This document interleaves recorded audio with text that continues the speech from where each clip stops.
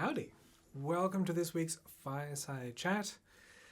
I'm going to talk about adjudicating competitions. I'm going to talk about the privilege and the specialness of giving a concert, and maybe different approaches to make progress in your career. All of this yet to come. I wanted to start, as I have done the last few, with yet another of the studies from the Cornerstone method. Here it is, study number 11, a study in drop D tuning.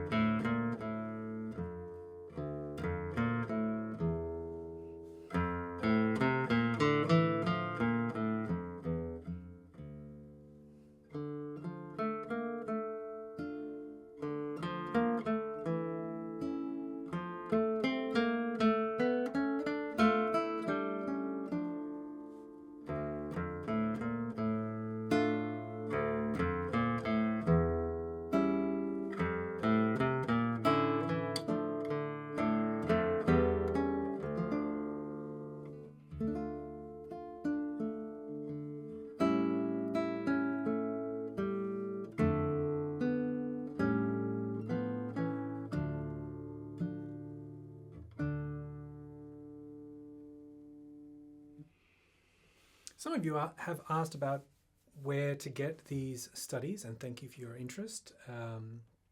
At the moment, they're only available inside the CGC Academy for members in there. It's part of the new Grade 2 Cornerstone method. And I will eventually put a book out, just like I did for Grade 1. But for now, it's only inside the Academy. I have other things on my plate that I'm doing right now, one of which is the upcoming CGC Summer School. So this time next week, I will be on a plane with a 7-month-old baby. If anyone's got any tips about flying with a baby, please leave them in the chat, because I'm slightly petrified. But at the moment, you can see your little seating chart on the app. At the moment, Evita and I, with little Julian, have 3 seats on the side of the plane to ourselves. And fingers crossed we get to keep that. That will probably make juggling things a little easier.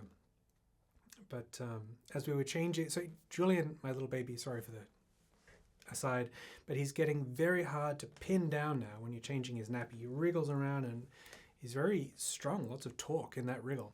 And Evita was saying, when we change his nappy on the plane, we both have to be in the bathroom at the same time. And thinking about how hard it is to maneuver just my own body in those tiny little airplane bathrooms, I am intrigued, to say the least, as to how this long trip across the Pacific Ocean, then across the continent of the United States, North America, how that will go. Anyway, wish me luck. So this past weekend, I took a trip to Adelaide and I performed a house concert, which I just loved. I think, in my humble opinion, the classical guitar absolutely shines when it comes to salon concerts. I mean, it's wonderful to have classical guitar on the big stage, up there with piano recitals and Carnegie Hall on the big stage, not Weill Hall, or some of the great stages around the world. But I have to say, house concerts really just seem to suit the instrument. You might have 10, 20, 30, maybe 50 or 60 people at most in a smallish, medium-sized room, like a big living room like I was in. And I don't know, the intimacy, the ability to have subtle tonal changes, and it's great. I think it's my happy place with guitar, and I thoroughly enjoyed that concert. I realized that I so rarely do concerts these days. I don't know if it's the same for you. Perhaps there's some very accomplished concert performers out there, but for me, the peak of my performing, let's say, frequency was at the time of my studies. So undergraduate, master's, doctoral studies, that's when I was absolutely performing the most. Potentially actually just after the doctoral studies, when I was trying to prove myself and earn this portfolio that I had to do for my doctorate degree. That's another story. But I always say to students when they're sort of asking about career advice, and I just remind them that for some of us, the peak of the ensembles we play with, the amount of performing we do, the amount of practice we get to do. The peak is actually when you're a student. And so it's good to relish that. Equally so, I relished this concert because it's such an infrequent occurrence for me these days. I'm so dedicated to teaching, and I will do performing online, as you well know. But yeah, so I had a lot of fun. I performed sets of music. I've taken to playing pieces of music that aren't normally paired with one another, but I like putting them together. So for instance, I played Fantasy by Vice.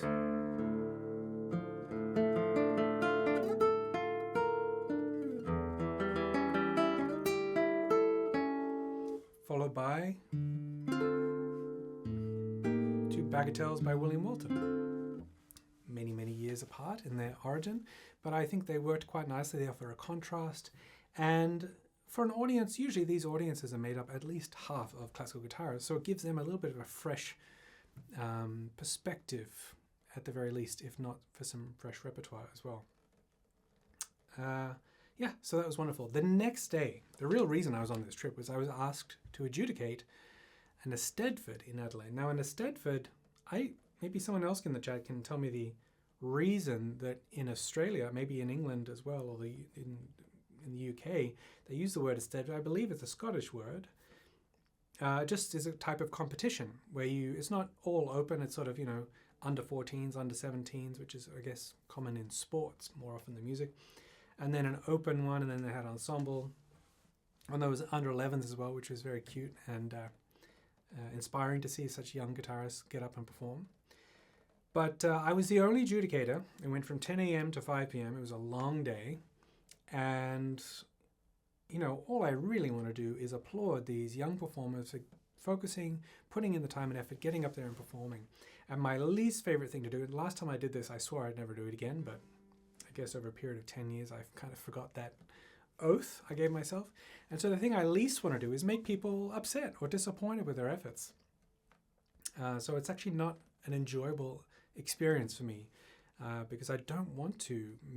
Of course, it's lovely to celebrate people's accomplishment, but it's just a snapshot in time of where they are. This means nothing about where they will continue on in their musical journeys. I didn't actually say this at the time. I had to give sort of a little speech before I presented the awards each round. But I wanted to list all of the times that I lost a competition, or at least didn't win it. Not that I'm some pin-up boy for classical guitar success, but I still enjoy a career in music, and I guess that's the point. It's not all based upon this. In any case, there was a young performer who was in the under 14s, and then performed again in the under 17s, and then in the open, he won the under 14s and he won the open, playing well beyond his years, and then in the 17s he came second, largely because there was some stylistic concerns within the interpretation. But I guess, I'm not sure how to communicate this. I'm also aware some of the people who partook in this Eisteddfod might be watching, but it's so subjective, I remember at Yale University, Ben Verdery got all of the people studying there at the time to sit down in a room, and we had recordings of accomplished classical guitarists. And so these are recordings, edited recordings. And we would be this mock jury. And so it was the same piece on each recording, different performers. And then we would debate amongst each other what order these recordings came in this theoretical competition. And it was really interesting to see how diverse the opinions were and what criteria each of these accomplished students were grading these master performers on. Perhaps this interpretation was incorrect. Maybe this rhythm was incorrect. Maybe the tone quality wasn't there, or it didn't feel as free or as individual as it could have been.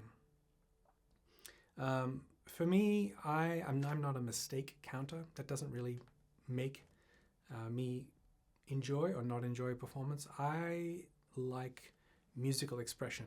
When I'm watching a performer, I just love people who go for it and really pull and push the music around, and vice versa. If there's something rhythmic, to really have a solid rhythmic foundation and a groove. And so those are the kind of skills that stand out for me. And it's so subjective. And I did in the last round sort of say to each performer what I thought was outstanding about their performing, the strengths with which they brought to the stage. But ultimately, you have to reward a first, second, and third prize. And yeah, if anyone's watching, congratulations on all your efforts, and I hope that you have a wonderful long journey with music, even if it just is accompanying other areas of your life. It doesn't have to be your profession. It does bring me as well to another piece of advice that I often give young people. Some people come to me under the guise of business, not that I'm some mogul, but and then also performance. I often say, look, if you want to be successful, you can be first, you can be the best, or you can be different. And what I mean by first is perhaps you create your own works that, obviously no one can, I guess you could categorize that under different as well, but you might unearth music that hasn't been played before, or do premiere a new composition that you've commissioned. Something first so you can stand out. Being the best, that's getting into the realms of competition, isn't it? And it's probably the most obvious pathway. Compete, competitions, notoriety, be the best example of this, best performer of that, fastest. But it's a very tall order in this day and age. And, there's been a bit of discussion on the internet about edited recordings and whether that's okay, but the reality is editing is rampant on the internet, and most of the performance videos you see are edited, some highly edited. So when I say the best, you're not even just competing now against world-class performers who do well in competitions. You're also competing against the recording standard, of which is more or less unattainable for us mere mortals, for the majority of us. And then, of course, you can be different. And that is, in my opinion, one of the best routes to go to create, no one can be you. No one can have your communication style, your interests, your strengths and weaknesses. So looking to amplify those. And I say that with a view to mentioning a group that Classical Guitar Corner actually sponsors. Now, I don't know if members of CGC know that they sponsor certain things. There's quite a number of things that CGC has sponsored over the years. I don't really make much of a big deal of them. But one of them recently had a performance. So this was it's called the Sydney Guitar Collective. It's a group of young guitarists, the origins of which were a university program that got cut with funding cuts. Familiar story these days. So CGC funds that, and now they've started to really just go off and do their own thing. But they did a concert where they had arrangements and even some original compositions for guitar ensemble and gamelan. Now normally one of the things about these fireside chats is I do not edit them. But am I looking at the right camera? Yes, I am. Sorry. I don't edit them, but I might edit in a little bit of footage from that concert. And it literally was outstanding because I've never seen anything like it. I'd seen gamelan once before in my life, and even that as an instrument is pretty breathtaking. I mean, it's hard to describe, but it's a collection of percussion instruments. You got Javanese and Balinese gamelan. I am definitely not a specialist, but different types of percussion instruments, sort of bell-like, metallic sounding. There's gongs, and they perform together as a group to make this lovely textured, rhythmic sound with loops and you just have to have a Google of it, and I will put in some footage that I took on my phone. I apologize for the back row bad audio quality, but it just gives you a little bit of an idea. And I was really impressed because a bit of a risk there, a bit of a risk in terms of this is not the standard fare, this is not the standard classical guitar concert fare, but it really stood out, and heaven knows it would be a hard one to put together because there's so many people to bring together, and then this large organism of an instrument, the gamelan. I was really impressed. And that's something I think that we can all consider because, at Classical Guitar Corner Academy, the vast majority of us are adult amateurs. And don't get me on my spiel about amateur, because I think I'm a big advocate for amateurs. And I think in some ways it's got more of a purity of intention than professional career. I digress. I could go on a rant. But my point is, just because you are not necessarily professional, you're not earning money from your performance, doesn't mean you can't be artistically original, doesn't mean you can't take artistic risks, and stand out. I think part of that process is to reflect on who you are, what interests you, what your strengths are, and start to amplify that. I mean, even if you're a beginner, you can separate your performances through humor, research, appearance, approach, so many different things. And then, of course, you're having your playing stand out and be isolating, defining, like being the best. That's a tall order. But there's so many other things you can bring to your musical expression. You could combine it with poetry or art or anything else that comes into your orbit. So you can consider that. It's I think on some levels, the graded education system is a warm blanket to say, I'm safe here and I've got a path to follow. But it's important sometimes to think, am I a musician? Am I an artist? Do I have artistic expression to offer the world? And I would argue, yes, everybody does. But it's a risk. So anyway, do with that what you wish. All of this has some thread from competition to being different to artistic expression.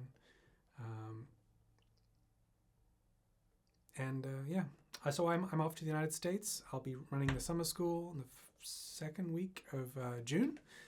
I don't know if I'll be able to get another one of these fireside chats up in the next couple of weeks because I'll be a little bit busy. But I'm so looking forward to seeing members of Classical Guitar Corner Academy at the summer school. We do a live broadcast at the end, so keep a lookout for that. That'll be on June 14th. 10, 11, 12, 13, 14. June 14th at I think it'll approximately be 7:30 p.m. Eastern Standard Time in the US. So have a look out for that on the YouTube channel. Otherwise, I shall see you soon. Thanks, everybody.